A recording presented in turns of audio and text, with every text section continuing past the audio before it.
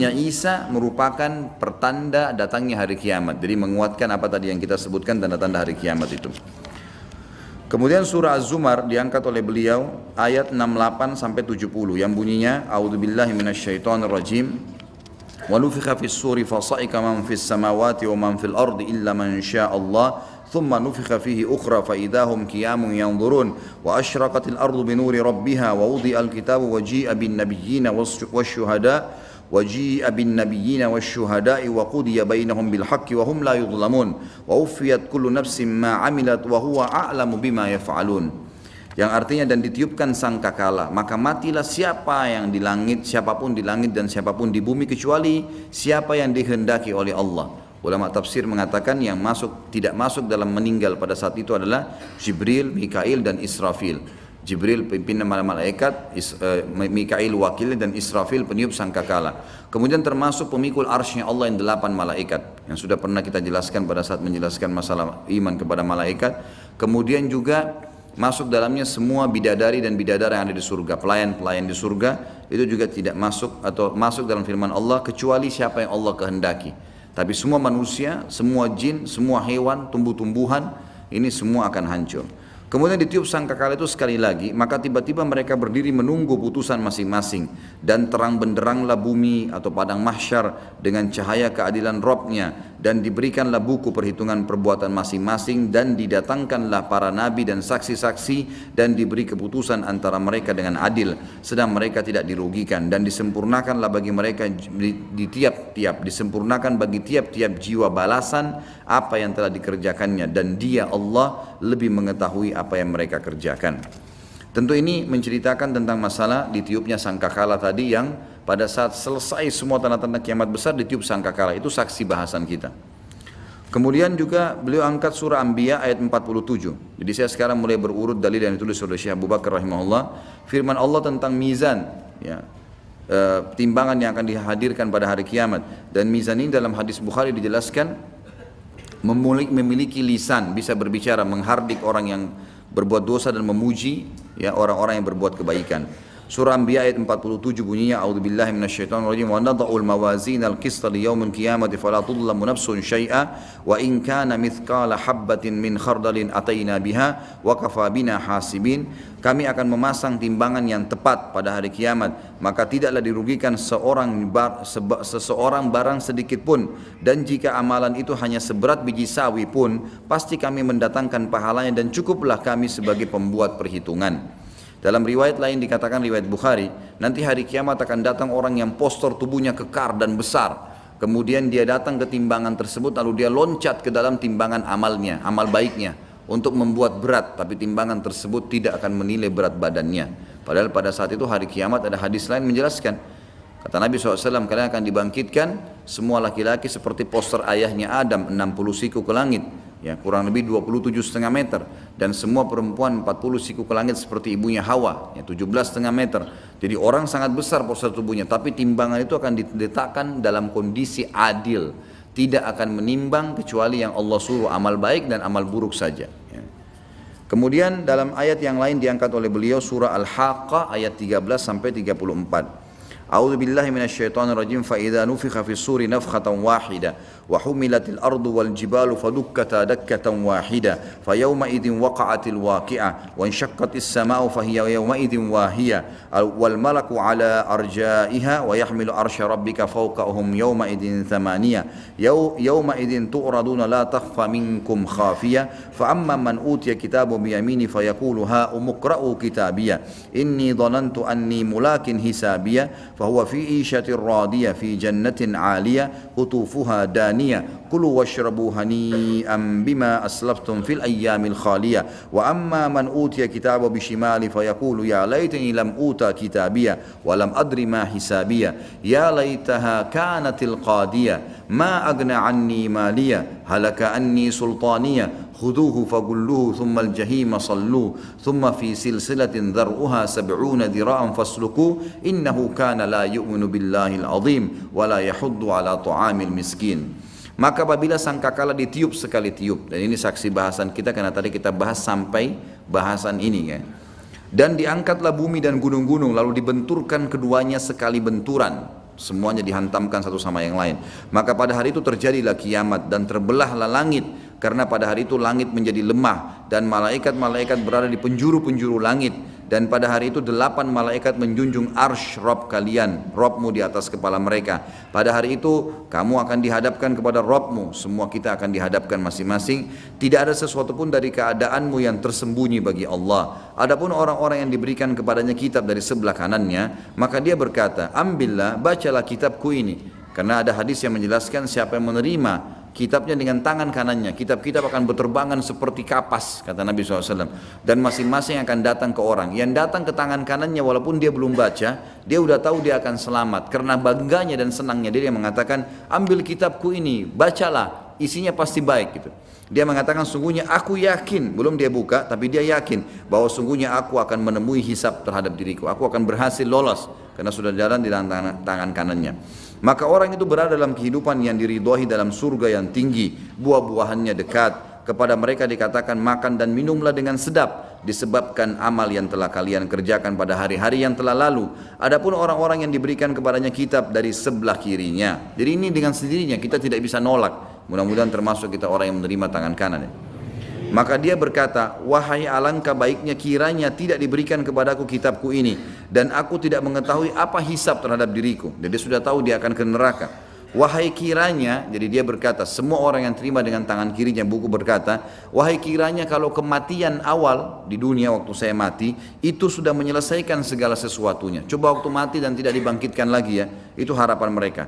Hartaku yang selama ini aku kumpul-kumpulkan, sekali-kali tidak bisa memberikan manfaat kepadaku. Telah hilanglah kekuasaan dariku. Allah berfirman, peganglah dia. Lalu belenggulah tangannya ke lehernya, kemudian masukkan dia ke dalam api neraka yang menyala-nyala, kemudian belitlah dia dengan rantai yang panjangnya 70 hasta. Sesungguhnya dia dahulu tidak beriman kepada Allah yang maha besar, dan juga tidak mendorong orang lain untuk memberikan makanan orang miskin. Firman Allah SWT tentang hasyar, perhimpunan di mahsyar, disebutkan oleh beliau dalam surah Maryam ayat 68-72, yang bunyinya, a'udzubillahi minasyaitonirrajim, فَوَرَبِّكَ لَنَحْشُرَنَّهُمْ وَالشَّيَاطِينَ ثُمَّ لَنُحْضِرَنَّهُمْ حَوْلَ جَهَنَّمَ جِثِيًّا ثُمَّ لَنَنْزِعَنَّ مِنْ كُلِّ شِيعَةٍ أَيُّهُمْ أَشَدُّ عَلَى الرَّحْمَنِ عِتِيًّا ثُمَّ لَنَحْنُ أَعْلَمُ بِالَّذِينَ هُمْ أَوْلَى بِهَا صِلِيًّا وَإِنْ مِنْكُمْ إِلَّا وَارِدُهَا كَانَ عَلَى رَبِّكَ حَتْمًا مَقْضِيًّا ثُمَّ نُنَجِّي الَّذِينَ اتَّقَوْا وَنَذَرَ الظَّالِمِينَ فِيهَا جِثِيًّا. Demi Rabbmu, sesungguhnya akan kami bangkitkan mereka bersama syaitan yang sudah mengganggu-ganggu manusia selama ini, dibangkitkan bersamaan sekalian. Kemudian akan kami datangkan mereka di sekeliling Jahannam, neraka Jahannam, dalam keadaan berlutut. Kemudian pasti akan kami tarik dari tiap-tiap golongan siapa di antara mereka yang sangat durhaka kepada Zat yang Maha Pemurah, dan kemudian kami sungguh lebih mengetahui orang-orang yang seharusnya dimasukkan ke dalam neraka. Dan tidak ada seorang pun dari kalian melainkan mendatangi neraka itu. Hadis Bukhari menjelaskan akan dibentangkan sirat di atas neraka yang sangat gelap dan tidak ketahuan berapa, kata Nabi SAW, tidak ditahu berapa jauh jaraknya, dibentangkan di atas neraka, dan semua orang akan melewatinya termasuk orang beriman. Kata Nabi SAW, golongan pertama yang melewati sirat adalah orang yang memiliki cahaya seperti bulan purnama di malam Lailatul Qadar, kemudian seperti orang yang memiliki cahaya bulan purnama, dan cepatnya seperti kilat, tiba-tiba melewati neraka dan ada di Kantara. Kantara sebuah tempat lapangan luas di depan surga, menunggu untuk masuk ke dalam surga. Kemudian golongan kedua adalah orang-orang yang seperti menunggangi kuda, kecepatan kuda. Kemudian yang ketiga seperti orang yang berlari, yang keempat seperti orang yang berjalan, lima seperti orang yang merangkak, dan akan ada orang-orang yang akan dicambuk oleh malaikat di kiri kanan sirat yang membuat mereka jatuh ke neraka karena mereka pantas untuk masuk ke situ. Ini makna dari firman Allah, dan tidak ada seorang pun dari kalian melainkan mendatangi neraka itu. Hal ini bagi Rabbmu adalah suatu kemestian yang sudah ditetapkan. Kemudian kami akan menyelamatkan orang-orang yang bertakwa dan membiarkan orang-orang yang zalim dalam neraka dalam keadaan berlutut. Tentu poin kedua yang disampaikan oleh Syekh Abu Bakar rahimahullah adalah penyampaian Nabi SAW tentang hari kiamat. Dan saya akan menyampaikan beberapa poinnya di sini. Untuk memastikan memang pertemuan akan datang, insya Allah saya akan bahas khusus masalah surga dan neraka, karena ini tinggal beberapa dalil saya akan sampaikan. Yang belum saya bacakan hadisnya adalah kata Nabi SAW di halaman 89 hadis riwayat Muslim di footnote nomor 66 2955 ya. Kata Nabi SAW, ma baina nafkhataini arba'un, thumma yunzilullahu minas sama'i ma'an fayambutuna kama yambutul baqal, wa laysa minal insani syai'un illa yabla, illa azman wahidan wa huwa azbud dhanab, minhu yurakkabul khalqu yaumal qiyamah.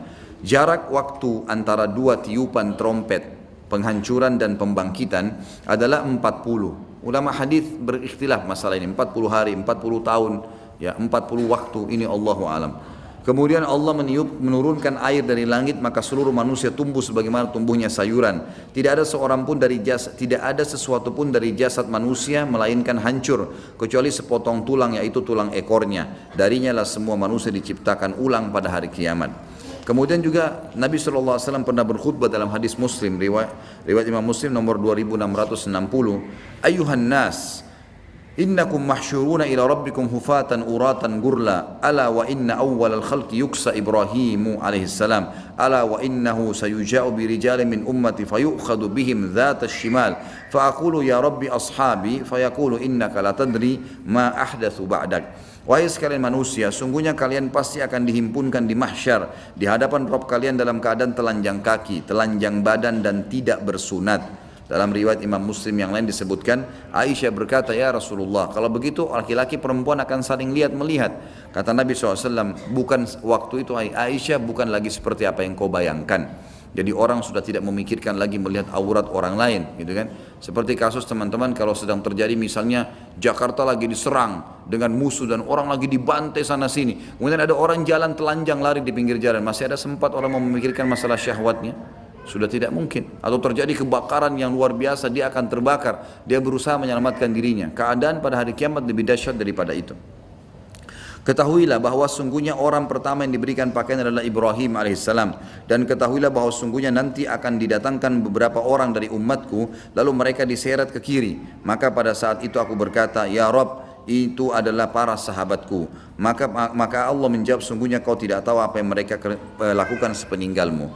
Kata ulama hadis, sahabat-sahabat Nabi yang dimaksud sini adalah orang-orang yang datang beriman pada Nabi SAW pada saat hari Fath, pembebasan kota Mekah. Berbondong-bondong suku-suku Arab masuk Islam, dan mereka kelihatan pada saat itu seperti penyampaian hadis ini. Mereka meninggalkan ajaran Nabi SAW dengan menolak pembayaran zakat, dan akhirnya oleh Abu Bakar diperangin. Jadi ini bukan dimaksud adalah sahabat-sahabat yang sudah beriman, karena Abu Bakar, Umar, Uthman, Ali, Talha, Zubair dan semua ini sudah dapat jaminan surga. Ahli Badar, ahli Uhud yang sudah mati syahid. Jadi makna hadis adalah yang dimaksud sahabat-sahabat Nabi yang memang masuk Islam kemudian mereka murtad setelah Nabi SAW meninggal. Dalam hadis lain dikatakan, saya akan tunggu kalian di Haud. Haud ini adalah tempat beliau SAW, telaga beliau di mahsyar. Setelah ditimbang amal, siapapun yang lolos bisa minum di situ. Nanti akan kita jelaskan sebentar. Kemudian kata Nabi SAW di dalam hadis yang lain, la tazulu qadama abdin yaumal qiyamah hatta yus'alu an arba'a, an umurihi fima afna, wa an ilmihi ma amila bi, wa an malihi min aina iktasabahu, wa fima anfaq, wa an jasadihi fima ablah. Kedua kaki seorang hamba tidak akan bergeser pada hari kiamat nanti sebelum ditanya tentang 4 perkara. Ini pada saat akan ditimbang amalnya. Tentang umurnya, untuk apa ia habiskan. Tentang ilmunya, apa saja yang ia lakukan dengannya. Jadi ilmu yang antum dengar ini bukan cuma sekali dengar, diamalkan enggak? Dan itu akan ditanya tentang hartanya, dari mana dia dapatkan, dari mana sumbernya dan kemana dia keluarkan. Dan tentang jasadnya, untuk apa ia manfaatkan. Jadi kata para ulama hadis, kalau ada orang mandi, bersihkan dirinya, merawat tubuhnya, karena ini adalah titipan Allah, ada pahalanya. Tapi kalau orang lalaikan, ada pertanyaan hari kiamat, kau apakan jasadmu? Termasuk orang yang sengaja merobek-robek tubuhnya, membunuh, memutus urat dan meminum racun dan seterusnya, ini akan ada hukuman yang berat pada hari kiamat. Nabi SAW menceritakan tentang haud beliau, kuala beliau, ya, yang akan ada nanti di mahsyar. Beliau mengatakan, haudi masiratu syahr, ma'uhu abyadu minal laban, warihuhu atyabu minal misk, wa kizanuhu kanujumis sama, man syariba minha la yadhma'u abada. Telagaku seluas perjalanan sebulan, airnya lebih putih daripada air susu, aromanya lebih harum daripada minyak kasturi, dan gayungnya bagaikan bintang-bintang di langit, jumlahnya miliaran. Barang siapa yang minum dari telaga itu, maka dia tidak akan haus selama-lamanya. Hadis ini disebutkan footnote nomor 69, riwayat Imam Bukhari nomor 6579 dan seterusnya. Kemudian juga pernah pada suatu hari ketika Aisyah radhiyallahu anha ingat neraka, maka beliau menangis. Lalu Rasulullah SAW bertanya kepada Aisyah dalam hadis Abu Daud dengan sanad hasan nomor 4755. Ma yubkiki? Qalat dzakartu an-nar fabakaitu fahal tadhkuruna ahlikum yawm al-qiyamah? Faqala amma fi thalathati mawatina fala yadhkuru ahadun ahada. عند الميزان حتى يعلم أيخف ميزانه أو يثقل وعند تطاير الصحف حتى يعلم أين يقع كتابه في يمينه أم في شماله أم من وراء ظهره وعند الصراط إذا وضع بين الظهر جهنم هل يجوز. Apa yang membuatmu menangis wahai Aisyah? Kata Aisyah, aku ingat tentang neraka, azabnya yang pernah disampaikan, maka dari itu aku menangis. Lalu Aisyah bertanya kepada Nabi SAW, apakah kalian, maksudnya di sini bertanya kepada kaum laki-laki ya, apakah kalian, atau di sini diterjemahkan apakah engkau, tapi lebih tepat kalian, karena ini ahlikum ya, jamak. Apakah kalian akan mengingat keluarga kalian, istri anak kalian di hari kiamat nanti? Jadi Aisyah berharap Nabi SAW bisa menolongnya kalaupun ada apa-apa.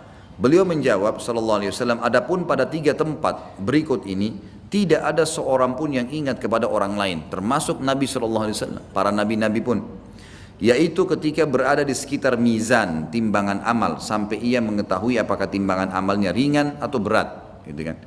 Yang kedua, pada saat buku-buku catatan amal berterbangan sampai ia mengetahui di mana buku catatan amalnya jatuh, apakah di tangan kanannya, apakah di tangan kirinya atau di belakangnya. Sebagian ulama menjelaskan masalah di belakang, artinya kalau dia terima dari belakang, dia masih kemungkinan bisa lolos masuk surga atau dia masuk neraka. Tapi kalau kanan pasti masuk surga, kalau kiri pasti masuk neraka. Ketiga, tidak akan mengingat siapapun pada saat itu ketika berada di sekitar jembatan sirat yang dibentangkan di atas neraka, apabila dipancangkan di atas neraka jahanam hingga ia tahu dia bisa melewatinya. Kemudian Nabi SAW menceritakan juga tentang masalah keadaan mahsyar. Beliau mengatakan likulli nabiyyin da'watun qad da'aha ummatah wa inni ikhtaba'tu da'wati syafa'atan li ummati. Hadis ini disebutkan oleh Imam Muslim nomor 200. Jadi kata Nabi SAW, semua nabi-nabi punya doa mustajab, pasti. Ini doa pamungkas, gitu kan. Apa yang dia ucapin langsung dikasih sama Allah. Ada satu yang diberikan. Seperti Nabi Nuh minta kaumnya disiksa misalnya, itu langsung Allah ijabah. Tentu banyak doa-doa Nabi yang diterima, ada juga doa Nabi yang dipanjatkan tapi belum diterima. Tapi ada satu doa yang memang itu disimpan, itu dikasih. Nabi SAW mengatakan semua Nabi-Nabi sudah pakai doanya itu, kecuali saya. Saya sengaja menyimpan doa itu untuk umatku, untuk syafaat umatku pada hari kiamat.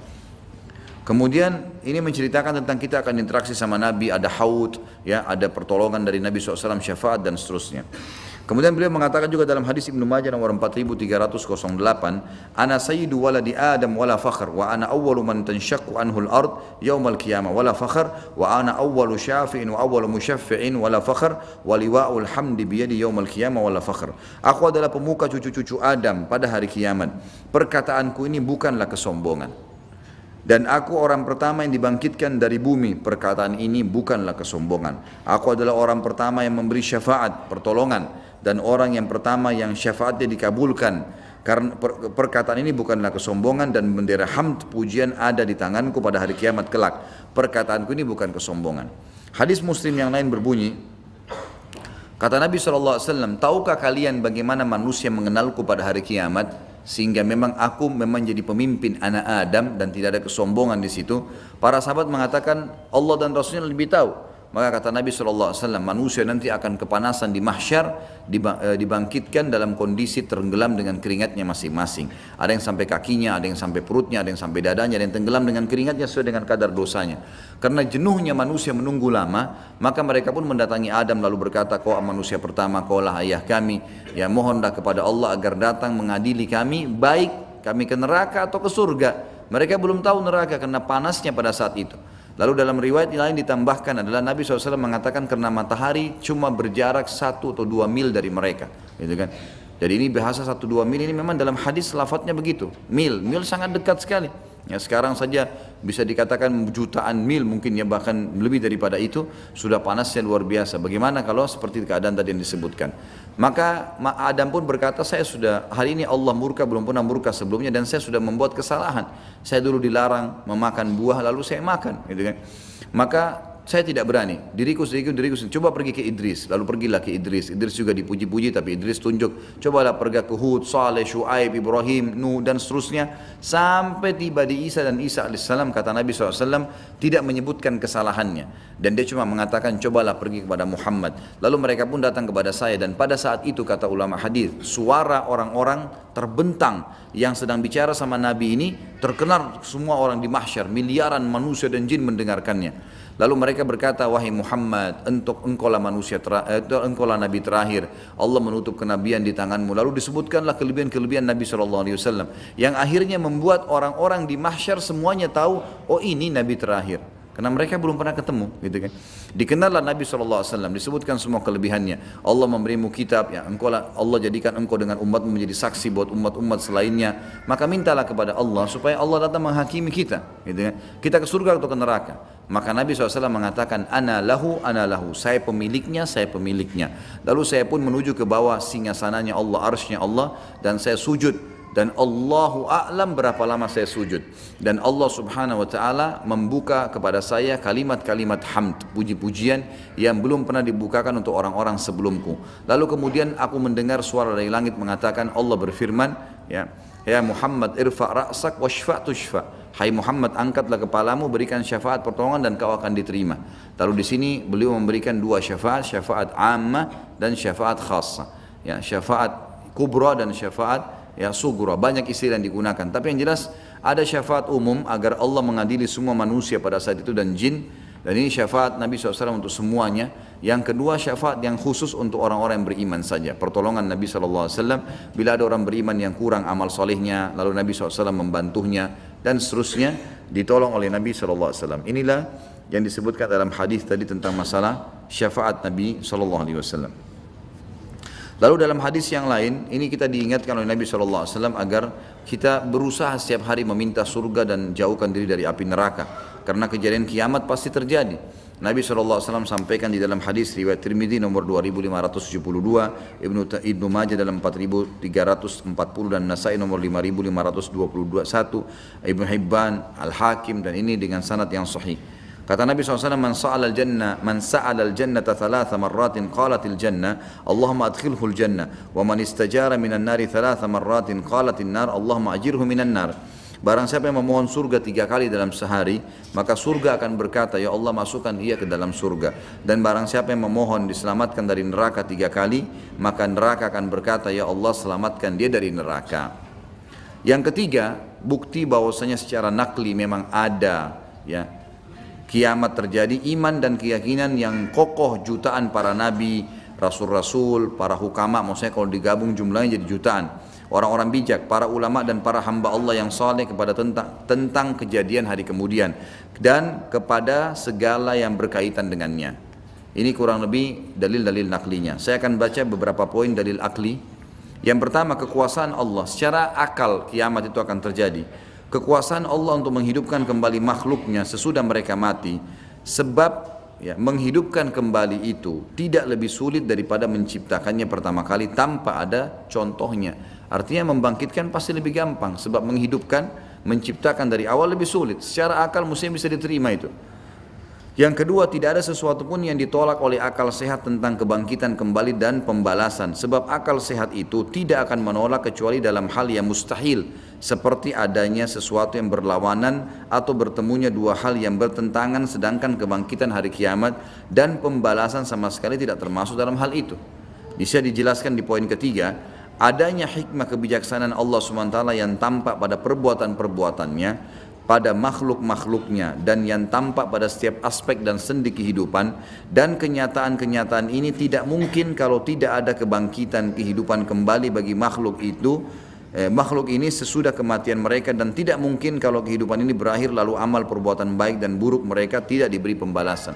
Enggak mungkin Allah berikan peraturan-peraturan, syarat-syarat, janji-janji, ancaman-ancaman kalau tidak ada kebangkitan secara akal. Yang keempat, adanya kehidupan dunia dengan segala kenikmatan dan kesengsaraan yang ada di dalamnya adalah sebagai bukti akan adanya kehidupan lain sesudahnya di alam yang lain pula, di mana di sana terdapat keadilan, kebaikan dan kesempurnaan, kebahagiaan dan bisa jadi kesengsaraan yang lebih besar dan lebih utama. daripada yang sebelumnya, di mana kehidupan dunia dengan segala kenikmatan dan kesengsaraannya telah tidak sebanding dengan kehidupan sesudahnya, kecuali sebagai gambaran dari satu istana dari istana-istana yang sangat besar, atau suatu kebun dari kebun-kebun yang rindang, ya, yang berada di atas satu lembaran daun yang kecil. Ini kurang lebih gambaran penyampaian Syekh Abu Bakar rahimahullah tentang hari kiamat.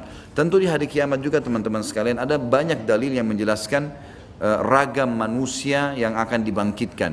Ada yang dibangkitkan seperti misalnya orang-orang yang sombong. Dalam hadis Bukhari disebutkan Allah akan membangkitkan orang-orang yang sombong, jabbarun, ukuran mereka seperti semut, ya, dibandingkan manusia pada hari kiamat, dan orang-orang menginjak-injak mereka sementara mereka tidak mati. Itu contohnya. Ada orang dibangkitkan pada hari kiamat, ya, wajahnya di bawah gitu kan, dan kakinya yang di atas. Ada orang yang dibalik wajahnya dengan bokongnya, dan beragam macam tipologi orang-orang yang dibangkitkan. Dan ini tergantung dari hukuman Allah kepada mereka. Kemudian juga setiap nabi akan berdiri dan diikuti oleh pengikutnya di belakangnya. Kata Nabi SAW, ada nabi nanti yang datang diikuti oleh segelintir orang-orang yang beriman padanya. Ada yang nabi yang tidak diikuti oleh satu orang pun, gitu kan. Dan ada orang-orang, ada nabi-nabi yang penuh dengan pengikutnya, di antara adalah Nabi SAW. Juga akan ada orang dibangkitkan hari kiamat sendirian, bukan nabi tapi orang beriman. Seperti misalnya sabda Nabi SAW tentang Zaid, ya, Zaid bin Amr bin Tufail, ya, bin Tufail. Ini terkenal orang muwahhidnya Quraisy. Anaknya namanya Sa'id bin Zaid. Ini orang salah satu yang dijamin masuk surga dari sahabat Nabi. Tapi ayahnya belum sempat beriman pada saat itu. Maka yang terjadi adalah Zaid ini meninggal sebelum Nabi SAW diutus jadi Nabi. Tapi dia beriman kepada Allah, mengikuti ajaran Ibrahim. Kata Nabi SAW, Zaid akan dibangkitkan sebagai satu umat sendiri. Jadi tidak ada orang di belakangnya, karena memang dia cuma beriman pada saat orang semua kufur kepada Allah Subhanahu wa taala. Kemudian juga ada hadis yang menjelaskan, saya yakin antum sudah tahu, tentang ada kondisi orang-orang pada saat panas. Ada 7 golongan yang dinaungi oleh Allah, tidak ada naungan kecuali naungannya. Orang-orang yang beriman tentunya, pemimpin yang adil, 2 orang yang saling mencintai karena Allah, berpisah dan bergabung karenanya, anak muda yang tumbuh dalam ketaatan Allah, seseorang yang diajak berzina oleh wanita yang terkenal kecantikan, keturunan, ya. Kemudian dia menolak, mengatakan saya takut kepada Allah. Seseorang yang bersedekah dengan tangan kanannya sampai tangan kirinya tidak tahu. Ini tentu isyarat saja, ya, ibarat. Tentu tangan kanan tangan kiri bisa tidak saling tahu, memang tidak bisa dalam akal manusia kita tahunya tidak bisa mengetahui gitu ya. Tapi ini ibarat, artinya kalau tangan kanan mengeluarkan kiri tidak tahu, artinya apalagi orang lain kalau dirinya saya tidak tahu gitu kan. Kemudian juga orang-orang yang terikat hatinya dengan masjid gitu kan. Dan orang yang terakhir adalah orang yang mengingat Allah SWT sendirian, surga dan neraka, lalu dia menangis, ya, karena Allah Subhanahu wa taala. Nah, ini orang-orang yang akan dilindungi oleh Allah SWT pada hari kiamat di mahsyar itu. Tapi yang kita ingin titik beratkan adalah kiamat akan terjadi dengan semua tanda-tandanya tadi, kecil dan besar. Kemudian bagaimana mereka dibangkitkan dengan tiupan sangkakala, lalu bagaimana mereka dihadirkan di mahsyar dan kejadian-kejadian yang tadi yang sudah saya ceritakan, lalu kemudian nanti akan masuk ke dalam surga atau neraka. Insya Allah, ya, pertemuan akan datang saya akan bahas pasal ke-11 tentang azab dan nikmat kubur, dan setelahnya nanti saya minta teman-teman panitia masjid ingatkan saya akan datangkan buku khusus, judulnya itu Rasulullah bercerita tentang surga dan neraka. Di sini tidak disebutkan, saya akan bacakan nanti buku itu. Kita akan memberikan gambaran umum tentang surga dan juga tentang neraka supaya lengkap bahasan masalah akhirat ini. Karena setelah pasal ke-11 nanti dari buku Minhajul Muslim, beliau langsung masuk pasal 12 tentang beriman kepada qada dan qadar, rukun iman yang ke-6. Allahu a'lam. Ini yang kita bahas, mudah-mudahan bermanfaat insyaallah.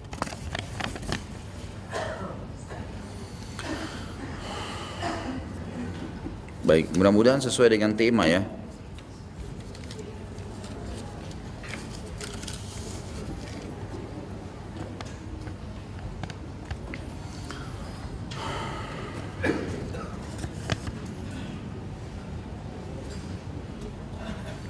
Ustaz, apakah kita sekarang ini disunnahkan untuk sholat istisqa karena kekeringan air dan karena mengingat saudara-saudara kita mengalami bencana kabut asap? Bukan, iya jelas harus sholat istisqa sekarang, udah nggak boleh ditunda gitu. Dan sholat istisqa ini dikerjakan 2 rakaat seperti sholat id, sama dengan sholat id ya. dengan seperti sama. Takbir pertama diikuti dengan 7 takbiratul ihram, diantaranya membaca takbiratul ihram diikuti dengan 7 takbir setelahnya, diantaranya membaca tasbih. Kemudian sholatnya seperti biasa. Lalu rakaat kedua setelah takbir intikal mereka takbir 5 kali. Kemudian diantaranya baca tasbih. Tapi dianjurkan agar imamnya atau khatibnya itu berkhutbah dulu, berkhutbah mengingatkan kaum muslimin tentang dosa-dosa, gitu kan, agar mereka bertobat kepada Allah Subhanahu wa taala. Dan ada doa Nabi SAW yang semestinya dia